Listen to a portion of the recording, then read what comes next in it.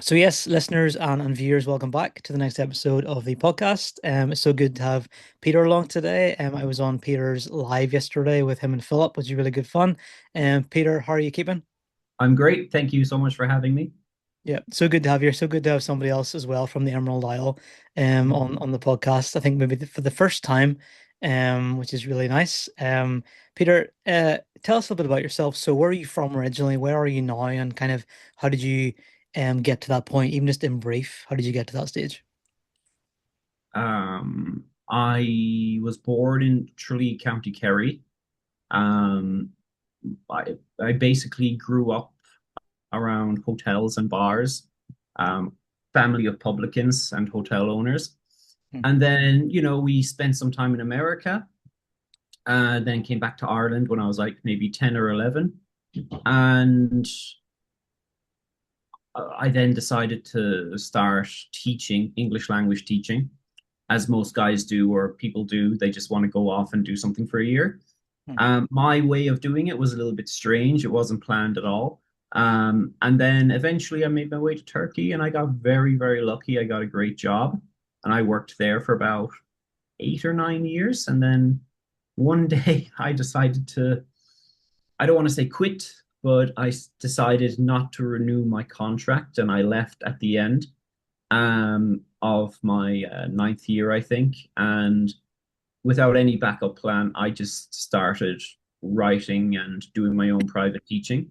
And so far, it's been ups and downs, but I'm not homeless, so it's To going bonus. okay. Brilliant, brilliant. Something's happening. Yeah, amazing. And yeah, Peter, obviously, we'll get to sort of the other aspects of what you're doing in a second because you're doing some really interesting stuff, just judging from what you've written on Substack. But tell us about Substack first of all. So obviously people listening to this and watching this video now will probably be on Substack themselves and will maybe know you from that. But if they don't, how did you find yourself on Substack and what do you like about it at the minute in terms of a platform? I guess everything I like about Substack, the purest writer might hate, you know. Um, I I love writing. I love just really getting into it. But there's this other platform called Medium, and there's also WordPress and things like that. That's where I kind of started, and that's where I made like most of my money. And I just kind of said like, oh, I need another outlet because I knew because of the kind of content that I create. And again, purists will hate me calling it content, but it is content, you know. Um, uh, I just needed something completely different because I'm the kind of person who can, even though I can't play the guitar, I will teach myself the guitar and create a song and then do a terrible music video to it on a Tuesday morning because I will just have to do that, you know? Like it's just I will just have to do it. I don't know why. And then I'll forget about it for a year before I do it again. So Substack kind of when I went onto it, I knew I couldn't do the travel pieces or the heavy memoir stuff because, what would be the point? It's already all there on Medium. So I was like, oh, there's video, there's audio. They clip everything for you. They basically edit it. They do captions for you. It's like, well, I could do my own little kind of podcast on that. And then once a month, share something, share an article or whatever. And I just became obsessed with it. I just loved it um, to a point where I'm grateful for all my subscribers, but I don't have, like, I might be known well enough on Substack, but like, I wouldn't be one of your, like, I have 20,000 subscribers type, you know? Um, I kind of more look at the ratios where like I have like a very good core group of packers on Substack. So that's like how I got onto it, and then that's why how much I like it because you can be anything there, you know. Yeah. That's why I like it. Yeah, I could tell you've got that sort of real core group of supporters and fans based on the comments and things like that that were happening during the live that we did, and then Mhm. afterwards, whenever you shared it, Mhm. I could tell there was a really strong connection. between you and the people who are reading your stuff and what's in your stuff, which is great. Yeah. Yeah, it's kind of what you mentioned about the bots. Mm. I'm not calling those people who are commenting bots, okay? Except for Victor. But that's a running gag on the show for people who don't know. But one of the things is, if it's really hard to put yourself out there and um be an idiot, so to speak, like for entertainment's sake, to try kind of make people laugh, because it kind of feels like you can only do that if you're super successful, like Jerry Seinfeld or Dave Chappelle. It's like, or Ricky Gervais. But if you or Conan O'Brien, but if you're just someone doing that who hasn't got the success, you're just a fool on computer. You know what I mean? Hmm. So you do kind of have to really love um, expressing that part of yourself, to just go through with it. Um, yeah, but then I think you also have the more serious stuff that kind of balances it a small bit, so people kind of know you even more, which is kind of a nice touch. Yeah. How important do you think that is in 2025 and beyond to have that connection with people in a really like authentic kind of way? I don't know, because everything can be weaponized against you. Mm. You know, it's definitely a huge positive. There are some people on Substack who, like, they are very, very successful, but they're very hands-offish. You know, Yeah.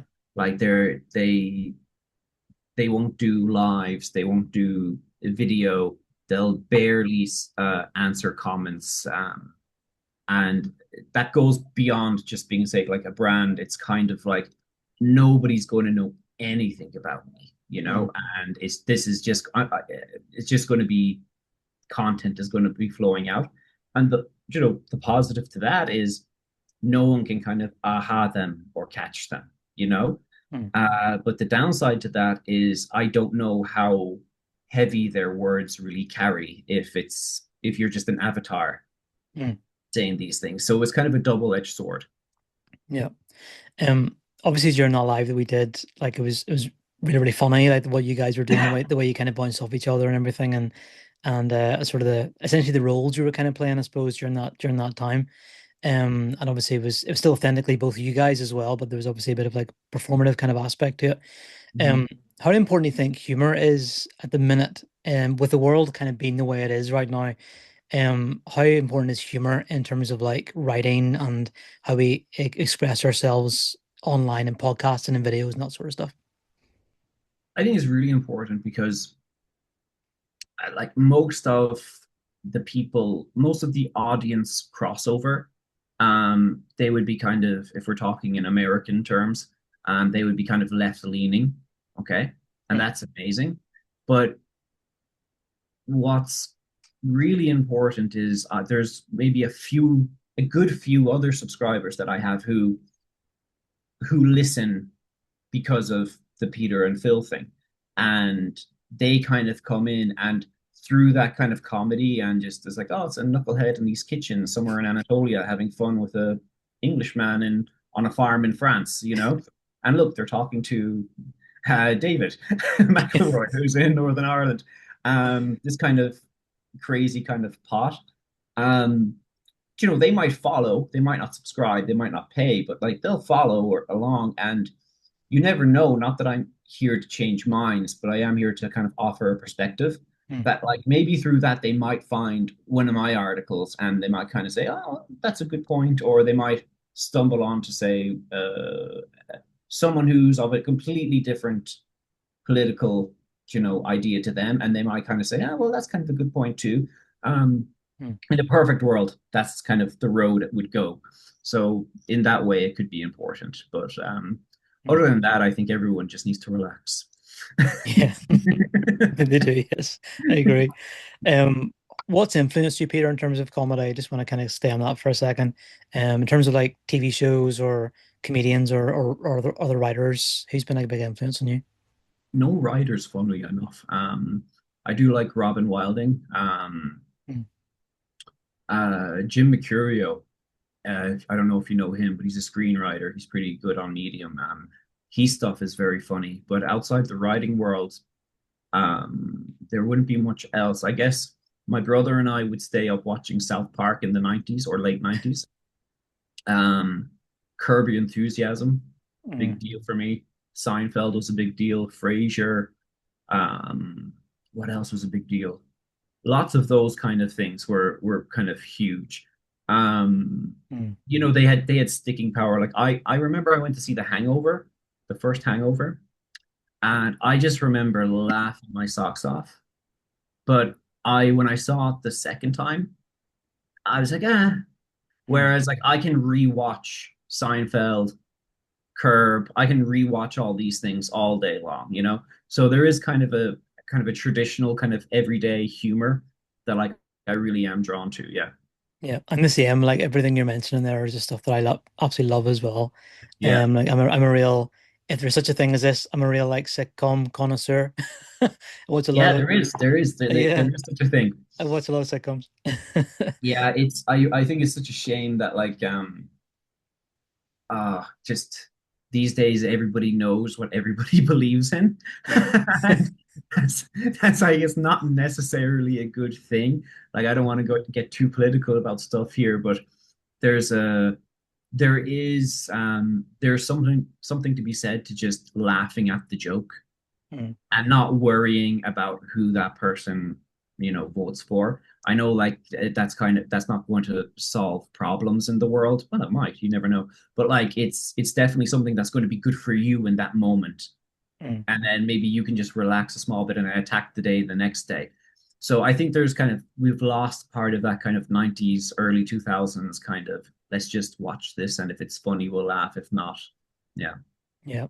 There's real art to it as well. Like you watch shows like The Office and Parks and Recreation and Mhm. that sort of stuff, and just there's just like such a love and a craft that's gone into it.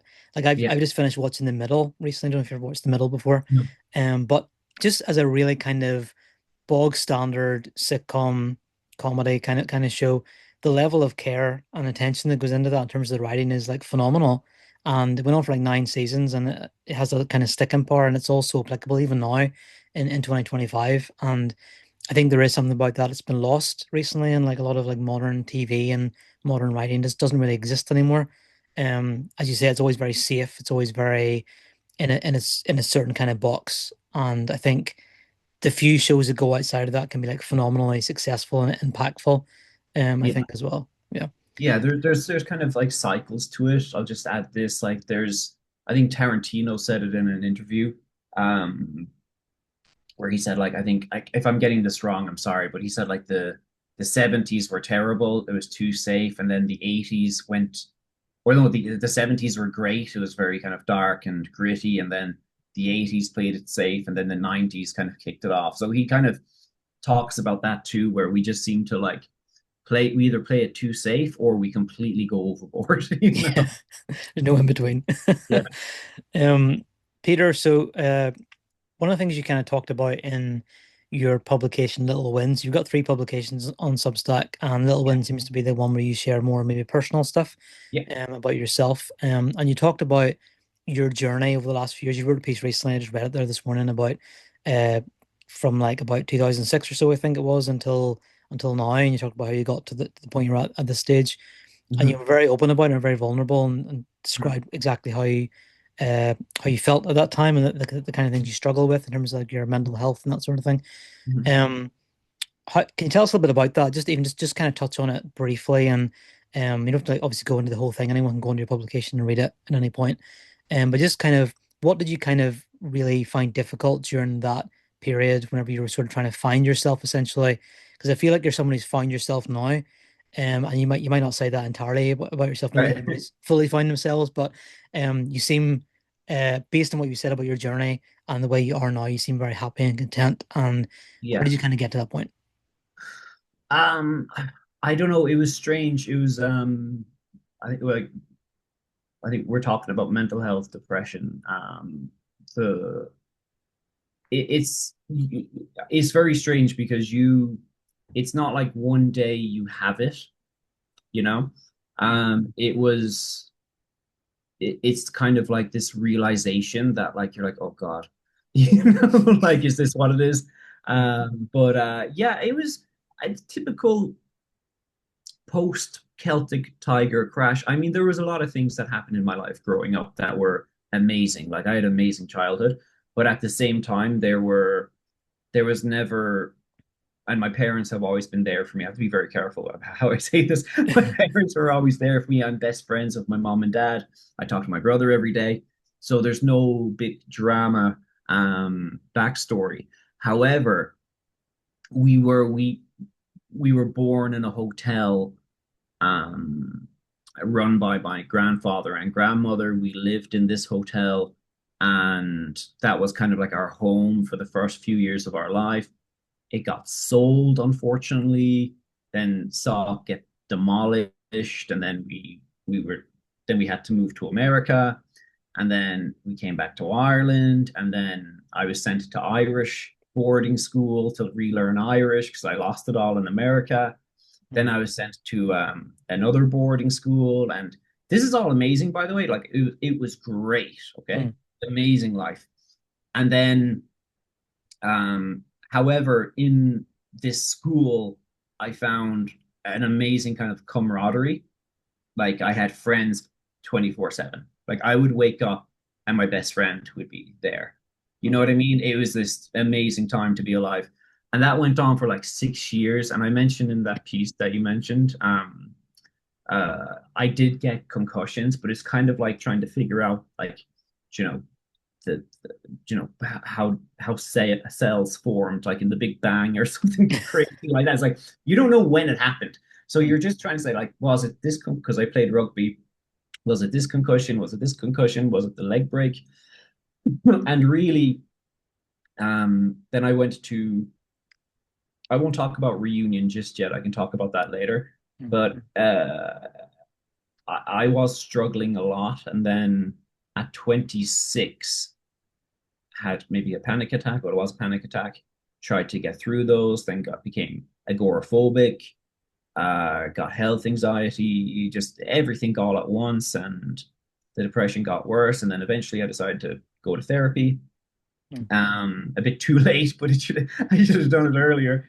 But it was very nice. It wasn't this big, huge thing. It was just you sat down with a person, and like you can't really disclose what you talk about, but it basically it's basically it was you just sit down, you talk from A all the way through to Z. You don't get to Z on the first day. You might just stay on A for the first like 3 or 4 sessions or whatever.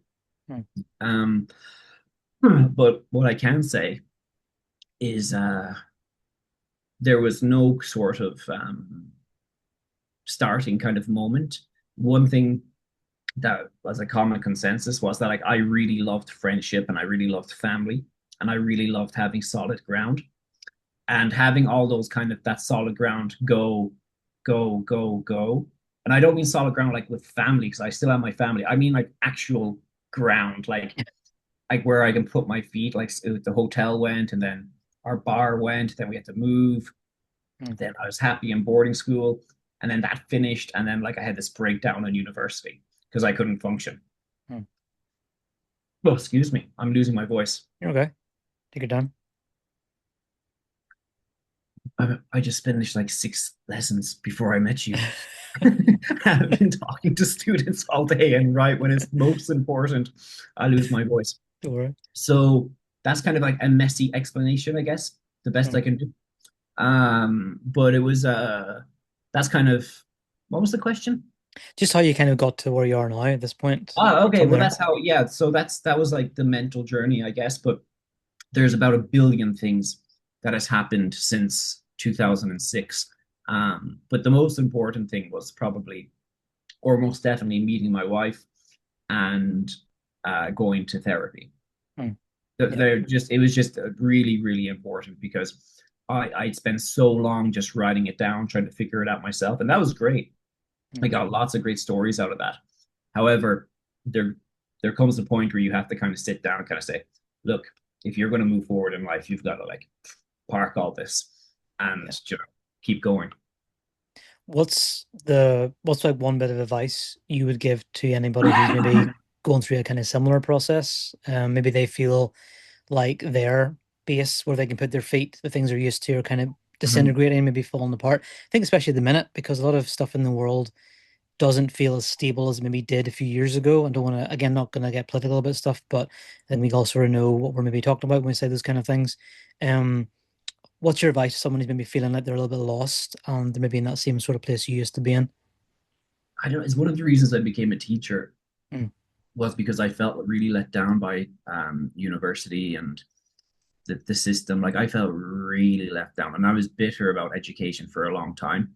mm, And a lot of what I did becoming a teacher, uh, I achieved a lot, but it wasn't done to make myself better. It was done out of spite. mm, You know what I mean? Like it didn't come from a particularly healthy place. The piece of advice I would give would be if it's like really, like I mentioned, it's like black tar kind of squeezing your brain. mm, If it gets to that kind of point, um, you should talk to someone, but talk to someone you do not know. Don't talk to your dad, your mom, your brother, your friend. mm. Go off reservation and find a professional because if you I'm not necessarily saying this from experience, but I think it's a pretty fair thing to say. If you do tell your family or your you should tell your family fine, but you know what I mean, don't Yeah, dump yeah. it on them. Because they are not going to have the tools to Mm, help you. Like you have to go off reservation and you have to find help. Do you know what I mean? Because if you're expecting them to fix it for you, they can't, and it's just going to have this resentment that mm, might occur. So, that will just create other problems. Um, so I would do that. mm. And it's a really boring answer. There's no kind of magic bullet, but No, actually, no. it kind of is a magic bullet. It really helped me a lot. Like, yeah. Mm. Yeah. Mhm. No, it's a really good answer. Because people will be listening to this today, or whenever they listen to it, and they may be feeling the same way about Yeah, stuff, yeah, and they yeah. need to know that somebody else has felt that way as Mhm. well, and that they've got through it. Um, so one thing you talked about, Peter, I think in one of your pieces as well, was about how you spend a lot of time writing during those kind of times as well. Yeah. You sort of put a lot of your thoughts and your feelings into words on a page. How is your relationship with writing maybe evolved during that time? Like, is it still just very much you just kind of say how you feel and say how it is, or have you managed to like change your approach to it in that time? No, I've stopped doing the whole this is how I feel today, therefore you must read it too. Like, Mm, luckily, because when I told you after university, I kind of went off teaching, but I did it in a strange way. I was unemployed on the dole, the social welfare, very, very in the midst of, not 22 years old young man, not feeling particularly good about himself, lashing rain in Ireland. And it's also when you've, there's also added element where your parents have put so much money into your education. And, you're also Irish, you're white, you're in the European Union. It's like, dude, really? Like you're an F up? You know what I mean? Um, but it's true though. If you're self-aware, you notice that. But that self-awareness is also a double-edged sword, where it's just kind of like, God, I am a piece of, dirt. yeah. And so one night, I'm not advocating this at all. I got very, very drunk, and I had been working in a bar for 6 months, saving up money to try to do a course to, get a job or whatever. And I spent half of it on booze that night. And that night, um, I can't remember the conversation, but a friend of mine was on Reunion Island, which is an island off the coast of Madagascar. It's a French territory. And he was there through university finishing his degree because he was doing French and law. So he was doing his French modules teaching as a teaching assistant in, I think, Port Loup in Reunion Island. And he called me that night randomly on Skype. And I answered, and I can't remember the conversation. But basically, the next morning I woke up, I had used what was left of my savings to book a ticket from Dublin to Paris Paris to Nairobi, Nairobi to Mauritius, Mauritius to Saint Denis Reunion. And I remember like exclaiming, like, what the hell have I done? Yeah. And I think my mom had heard the conversation the night before, you know? Mm. And I remember she said to me, "Oh, so you got a job in France?" You know? Of course, she thinks it was like France, Paris, Yeah. Nantes, Brest, whatever. And I was just like, yeah, yeah, yeah, yeah, yeah, okay. So I kind of like had to go, you Yeah. know? I kind of had to go. So Wow. that's how I didn't have any teaching certificates. I didn't have a job. So like when I landed there, and I think I told my friend that I had all those things. And I also told him that I knew how to speak French. So like when I landed, I literally had nothing. And the first thing he said to me was like, "How much money have you got?" And I said, €20. And I was looking around at it wasn't a villa, it was an apartment, but it had a view of the Indian Ocean and the beach. And I'm like, "How much is this place?" And he's like, "Oh, there's 6 people living here. It's about €400 each a month." And I was like, "Oh God." So like literally it kicked me into gear really quickly to like get online and get my certificates and find a job. So that's kind of like how I started. That's how I started teaching actually. Mm. Yeah. Wow. Oh, it's an incredible story. Yeah. Yeah, I'd read a bit of that on your Substack, but just to hear you describe it in that way, it's amazing. Um, yeah, and I mean, obviously, you're still teaching now, and everything. But something you said on Substack was really interesting, is about what you and your wife are working on. So you said in your publications that every penny that you make from writing goes towards building a school. Can you tell me about that? Yeah, so luckily I have my own English English students. I teach online. So I'm kind of all covered with rent and being able to Mm. buy groceries and stuff.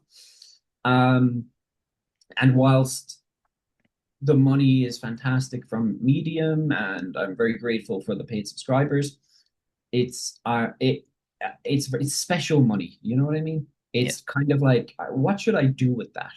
You know, I'm like, am I going to just buy a new pair of sneakers? Am I going to buy a few tickets to Rome and go there for the weekend? I was like, oh, we should actually try and build something. I was like, what can we build? We can try to build a school. So we last year we had a big push to try find a building, but unfortunately, it fell through. We couldn't get enough funding or whatever. Um, so I've decided to kind of not be less ambitious, but probably be more, what's the word I'm looking for? Oh, just maybe realistic Mm. and say, okay, well, I can find a small office and I can do private lessons for IELTS and I can give them at a discount to any students also who might need it. Try give back because I do believe that education, and this is one thing that kind of bothered me back when I was coming through, so expensive. Mm. Like there are teachers out there who will charge €70 an hour to some kid trying to, you know, better their life. And I know full well that the only way you could ever charge someone €70 is if you have overheads and staff. Do you know Mm. what I mean? But these guys or people are doing it and it's just them online. I want to completely half that or more than half that. So everything we earn goes into our GoFund. There's a GoFundMe, there's a Buy Me a Coffee, the Medium earnings, and any paid subscriptions from Substack all go into a savings account and it all goes towards getting peak English, which is what it's called, Mm. up and running. And yeah, so far we've got students in Brazil, Qatar, Egypt, Turkey, and we have a student from Japan.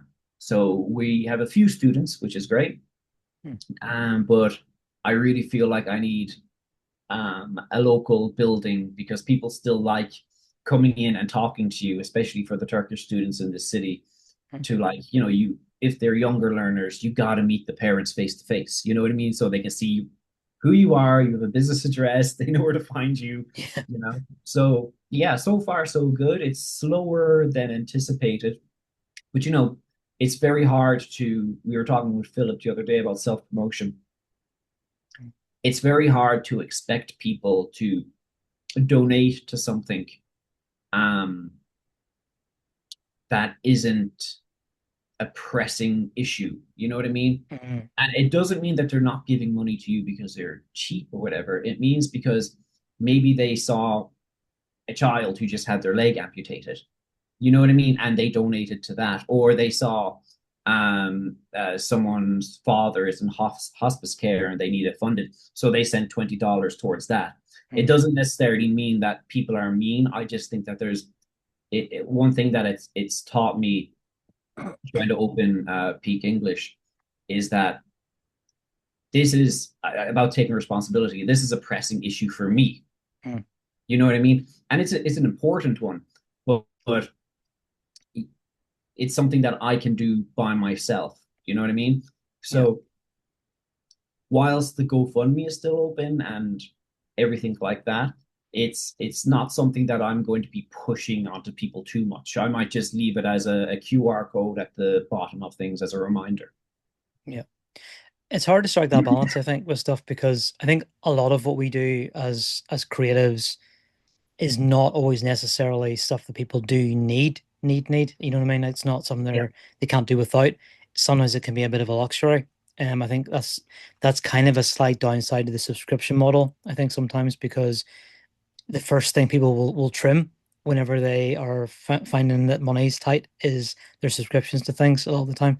So it's how do you present yourself in a way that you you are something people want to keep, but they know that they're not necessarily going to need to keep you in order to stay alive or to pay their bills or that sort of thing. yeah, And it's how you kind of promote slash sell yourself in a way that is not creating like false urgency around it either. It's real. You're trying to be authentic about it. And I like yeah. your approach to that, Peter, as well. That it's very much like if they want to support you, they can. It's not a huge push. Yeah, it's weird because yeah, I'm sure I could go up to my mom. Like I'm very lucky. I could go up to my mom or my dad or my brother. I could go up to my best friend and I could ask them for a loan to Mm, get it off and running. And I could have done that 2 years ago, and maybe that would have been the right thing to do. And it'd be up and running right now and they'd be paid back. But there is something about having your writing mm, be the thing that funds it because or people who see it and like the idea be the thing that, because I hope this isn't a vanity thing, but like there is something not satisfying, but having something like this be built upon words and communication, mm, there's something to that I like a lot. And also I can say that I'm never going to be able to say like this is like 100% my business because my wife is helping, but not only that, it's all the people who have donated. You know what I mean? It's just kind of like like God, these people in California or in Canada, South Africa, like they've put money into this idea, and even though like so far it's not a huge amount, but it's so like you're so grateful that they even thought mm. to put it forward. You know what I mean? And that gives you a lot of motivation. Yeah. No, I love that. I love that. I love the idea of doing things yourself. Yeah. Accept and support if it's there. If someone wants to help you, then you can. You're not so proud that you would say no to it. But Right. being able to have the self motivation and drive to make that thing happen yourself. Yeah. Like my wife and I are both solopreneurs, so I run like a sort of like marketing kind of business for like local businesses here in Northern Ireland. Mhm. And then she's a wedding photographer. So we both Mhm. like kind of set up our own stuff and run our own businesses. Mhm. But we still have people who support us very much so at the same time. Like our families are very supportive Right. for stuff too. So you have to be able to say yes if someone wants to help you and not sort of turn that away, but Oh, have the don't worry. My mom still sends me 20 euro a month so I can buy a pint. Don't get me wrong. I yeah. take it when it comes. But you know what I mean? Like it's kind Yes. of course, if you're on the flat, if I was on my backside, you know what I mean? I'd be like, hey guys, help me out here. But like, I think this is something like with what you say there, it's kind of like my wife's mother, also what you said about your wife's family. Hmm. Uh, I mean, without her, you know, cooking for us 3 times a week. Mm, like that's a huge deal, and she doesn't see it as a huge deal. mm, But like the fact that like she's literally making us food and preparing food for us, buying ingredients and then feeding us, it's like that's huge because there are some months where you are kind of thinking like, oh God, I if you added that up, like you going out getting it yourself with inflation and stuff like that, mm. that's like that's a huge help also. You know what I mean? Or even Yeah, like say when I talk about my mother, like she'll send over, some Irish ingredients to us. So like there is kind of like a lot of help there that can come from it. But I kind of like the distinction of if there's something you can do yourself, then God damn it, you can do it. You know what I mean? yeah, yeah. And it's the little things, isn't it? It's those little acts of help or little things people do for you that can mean so much, and you can overlook them sometimes. But I know Mhm. that for us, just having friends and family around us who do those little things makes such a difference. Yeah. It really does. Just a couple more questions, Peter. So one question I always ask people on this is kind of like, where do you sort of see yourself in maybe 5 years in an ideal world? Where would you like everything to be in 5 years' time? Okay. So I'd like to be a father. Uh, I would like obviously the school or the course or the office, something of that nature to be up and running. Um, I would like my first novel to have been published Hmm. and everyone healthy. That's it. Yeah. So in that order. Yeah, love it, Yeah, love yeah, it. Briefly tell me about your novel, by the way, because we talked about this in private, Oh yeah. and you're working on it and stuff like that kind of thing. How's it going for you at the minute? Well, good actually. Yeah. I don't want to. I don't want to spoil anything for the people. Give us a little teaser. Teaser. Man goes to island, loses his mind, becomes a teacher. Is this ethical? I don't know. I love it. No, it's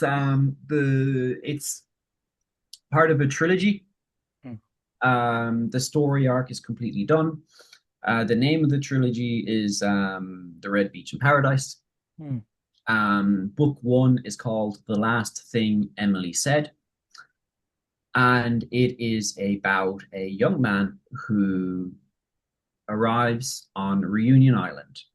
Now, it's not my story, it's autofiction, it's based on some true events, whatever, but he arrives on it and he there are two characters kind of, but we don't know if they are real, if they are off the island, if they are one is good, one is bad, if they're just the gray area. It's actually not important, really. What it might be important to some readers, but what it's really about is incremental change of making yourself become useful. It's a very kind of that's the seed of the story. It's a very strong kind of anchor Hmm. set in this very kind of otherworldly island. Hmm. You could see it as paradise, you could see it as purgatory, you could see it as hell.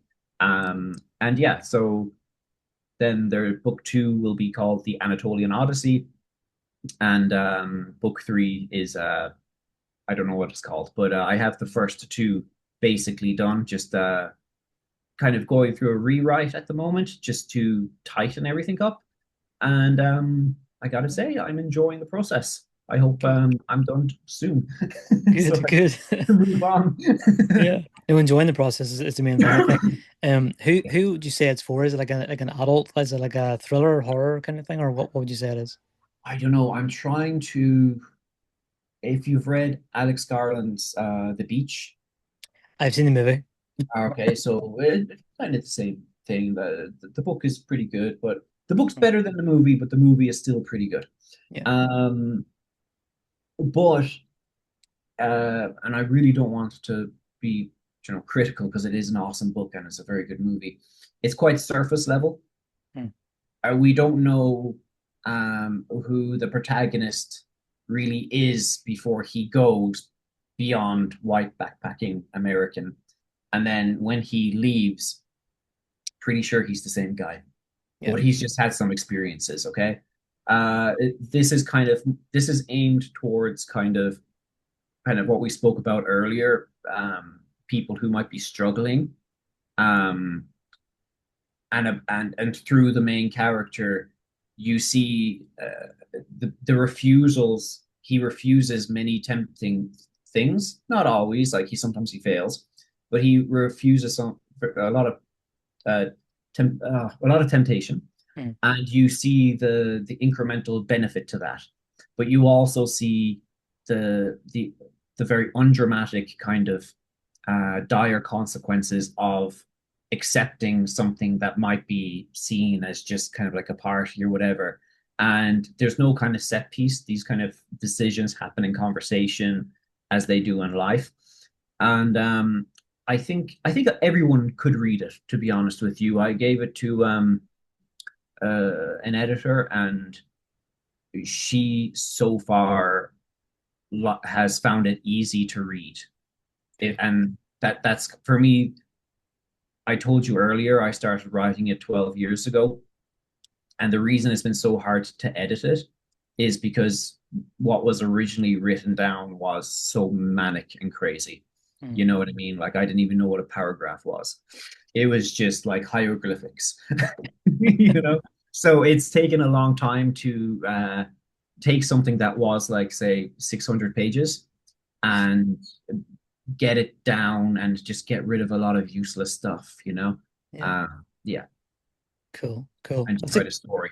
exciting though, like to be in that phase though, whenever the story's it's almost ready to go and you're kind of like and you're so clear about it too. The fact you're able to say it's a trilogy, here are the titles of the first two, Mm-hmm. that's more than the the writers of the Star Wars prequel or sequel trilogy were able to do because they just made three different movies. Right, yeah. You know what I mean? There's no arc to that, whereas Yeah, but I've lived with this story for so long, and I think one of the reasons why it's taken me so long to finish book one is because I don't want to say goodbye to these characters at Mm, all.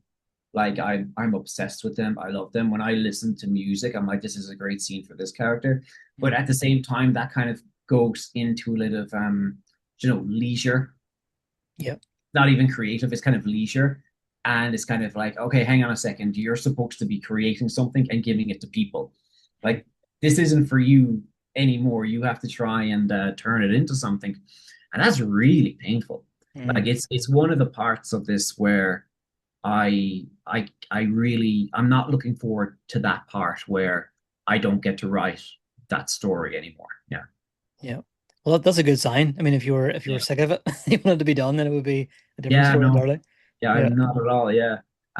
Because I think because for me in the real world, those 2 years on that island were very, very important. Yeah. Very important. And and also for the island itself of Reunion and the people there, the Creole people, one of the reasons it's gone through so many rewrites is that I can't use the excuse of like, oh well, that's how I wrote when I was 22. It's like, yeah, but you have to write it with a certain reverence for the island, for the people, the different cultures. You know what I mean? The social problems.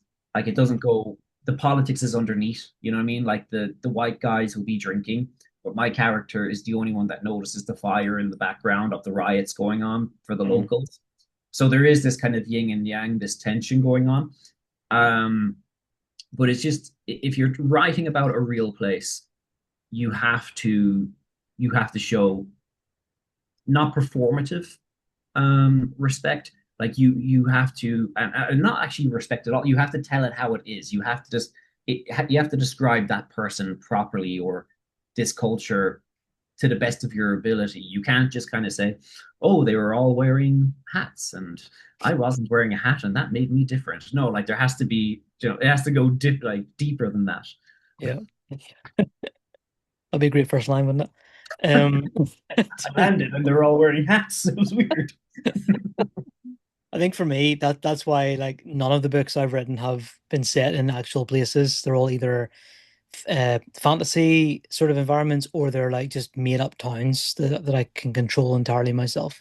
Mhm. The one I'm writing at the minute is set in a kind of region that's real. It's just a fictional town set in a region I've actually been in. So that's been kind of different. One thing I'm not a big fan of actually a lot of the time is when particularly from Northern Ireland, people write just about like pretty much where they're from, and they never look beyond that point. It's always just like, you know, they're writing about like Belfast or something like that or whatever, and they can't really seem to go beyond that sort of very very small world, beyond where they're originally born and stuff like that. And I kind of find that difficult sometimes to kind of really get into. It's different for you because you're an Irish guy writing in a totally different part of the world, so your perspective Right. is so open. But I think if you're like from Ireland, writing about Ireland, or from Northern Ireland, writing about Northern Ireland, it's hard to kind of really get excited about that. I think as the writer, do you know what I I mean? think the Ireland is such a hard place to write about. It is. I've tried to write, I've written about it. I wrote one actually on Medium last week called Event Nation, What is Ireland Anyway? Mm, And it's just basically about like how our, because of the weather and culture and whatever, our lives revolve around when the next thing is. mm. Do you know what I mean? Whereas where I am now in Turkey, I mean, I can just go outside and walk in the sun and be like, oh, I'm going to have some olives and, you know, olive oil and some, you know, under this olive tree, you know, just olives everywhere. But you know what I mean? Like every time you go outside, Yeah, it's kind of, the day just kind of takes you. yeah, That's look, if you've got a nice Range Rover or whatever in Ireland and you can head down to the beach or whatever, yeah, good for you. Okay. But a lot of people, when that rain starts, you ain't going outside unless you have to go to work. Do you yeah, know? yeah. So it was what one person commented saying like this is the best description of what Ireland is. And it was the most, and it was from an Irish guy. So I was so happy. I was like, Mm. okay, I got it. Do you know what I mean? Like everyone kind of was on the same page as me, and I was so relieved. I was like, okay, I'm not the only one. Yeah, but just to continue on with your point about writing about Ireland, Mm. um, there's no there's nothing new uh to happen. There's no huge cultural event to have happened or tragedy to have happened to Ireland, really, I'm talking about specifically the Republic Mm. in the last, I don't know, what, 30, 40 years, you Mm. know? Like you can say the Good Friday Agreement, fine, but like that was really to the real beneficiaries of that were like in the north, okay? Like it was good for everyone, of course, but like if you're down south in Kerry, it's like, oh, that's good, you know? But there's Yeah. been no like huge thing. Mm. And I kind of feel that whatever comes next out of Ireland won't be about tin whistle in a pub or, you know, peg stairs on the Great Blasket Island, you know, or it's going to be something very heartbreaking, Mm. you know, and it's not, but it's not going to be caused by the British anymore. It's going to be caused by us, Mm. you know. So I think that the next kind of sorrow to come out of Ireland isn't going to be a sorrow caused by anyone else except ourselves. And I kind of I'm curious to see what that big cultural kind of next thing is, you know, like the Mm. Dubliners or the Chieftains or whatever, what the next kind of thing we sing about is. Mm. That's interesting. It's probably the same for here. Obviously, we're the same island, different country, but like it's probably similar for Northern Ireland too. Like a lot of our big major tragedies are hopefully in the past now at this Mm. point. I don't want to get political on this and stuff when we're Yeah. Oh, talking. by the way, when I said like down in Kerry, that was like that was very flippant, but you must understand that like down in Kerry, it's like uh, Belfast is like another. It is another country, but it's like another land altogether. It's not It's so until you far become away. like, Yeah. yeah, it's not until you become an adult that like you're like, oh my God, I was like, it's only a few hours in the train or a few Yeah. hours in the car, you know? Yeah. And yeah, and it's such a, I mean, it is so different because like I remember going down to Kerry for the first time a few years ago. And it's just such an incredible part of the world, not just of Mm. Ireland, but just it's such a beautiful landscape. Like anybody who's listening to this or watching this who wants to go and visit Ireland, like the first place you should go to, or one of the first places you go to is County Kerry and just spend some time there because it's amazing. But yes, Avoid Dublin. oh, sorry. avoid Dublin like the Avoid plague. Dublin. Yeah, my wife's there today doing a photo shoot, and she's sort of panicking about having to drive through it and stuff. Um, but yeah, but no, yeah. Just going back to what we said before, I do think that like, yeah, I wonder that too about Northern Ireland. What's the next sort of thing going to be that's here? Because we're sort of in this kind of like, it feels like kind of a quiet phase now for the country. So I don't know what way it's going to go in future. But anyway, that's maybe as deep as we need to go in terms of all that, I guess. Um, But it's what's funny one? what just to oh sorry, go No, ahead. no, go ahead. I was sorry because I just wanted to add this part in because that was one of the biggest problems because when I started writing it again 3 years ago with a new rewrite um, there was 14 chapters before I got to the island or before my character got to the island, Hmm. and it was all just trauma dump, you know. Yeah, And I what really helped me, if anyone's interested in writing, what really helped me was just cutting yeah, it off. And I was able to put all of that, backstory into one sentence with a character in chapter three, or a sentence with a character in chapter four, where you have to kind of let your character do the work and also trust the audience that they have met a human being in the past. You know what I mean? And yeah. yeah. So sorry. Go ahead. No, no, no. I just what you said there now. Like I totally get that. Like I've just recently this week have had to make a massive change in the book I'm writing at the minute, where I've gone back a few chapters and I'm just taking off on a different tangent for a bit. Mhm. Something that just kind of came to me one day, and I write horror, so I know that if I get really really scared by the thing that I'm gonna write, if it really freaks me out a little bit, like deep in my soul, then that's got to go in the next book. So, and I think the scariest parts of the books I've written are those moments for me where I've really tapped into something really tangible that scares me. So I've had to make that change, and I've had to go I'm back so and say, jealous right now because your one is cool. You get to kind of say like I write horror, so if something scares me, I'll do it. But for me, it's kind of like it makes me cry. It's good. yeah, but that's so visceral as well. That's so Yeah, important, yeah, like to be able yeah. to capture that. Yeah. And yeah, and I've had to make that change and be, I guess, courageous enough as a writer to say the chapters that come after this might just have to be snipped as well, and then I had to go back and change it, and I've had to do that before. But that's often whenever your book becomes, it kind of goes up a level and Right. becomes a lot better. But anyway, that's maybe for another podcast conversation in the future, because I Sure. I feel like this is another tangent we're going off on. Well, And I tell really, you what, I'll tell you when I finish this complete rewrite with everything, and then if we can talk whether it's on mine or yours, I can tell you how it feels to kind of put that final period. yes, Whether definitely. I love to talk about that. yeah, Definitely. yeah. I love that. And what's one piece of advice, Peter, as we finish today, that you would give to people who want to write for a living? So they may be starting on this journey as well. They want to have a full-time income from writing, or at least have an income stream. So What's your advice? before I start, is like I have to like preface this with the fact that like I just to be full disclosure, like the most I have made a month from writing is $5,000. Okay. Mhm. Some months it might be three, some months it might be 500, some months it might be nothing. I have a job 9 to 5 already, so I have to put that out there before I give advice. Mm. Um, but if your dream is to become a writer, and so is mine, by the way, like it's one thing that's working for me is don't be too good for anything. Um, be really kind and open to ideas and energetic and go for it. But if someone knocks on your door with like an opportunity, not from a Hollywood studio, but from maybe a friend, because you don't know what ears they have, you know what I mean, or who they're with, or their connections are with an idea for something that's so left field of what you do. Be open to it because it's called writing. It's not called novel. It's not called short story. It's not called medium. It's not called GQ magazine. It's called writing.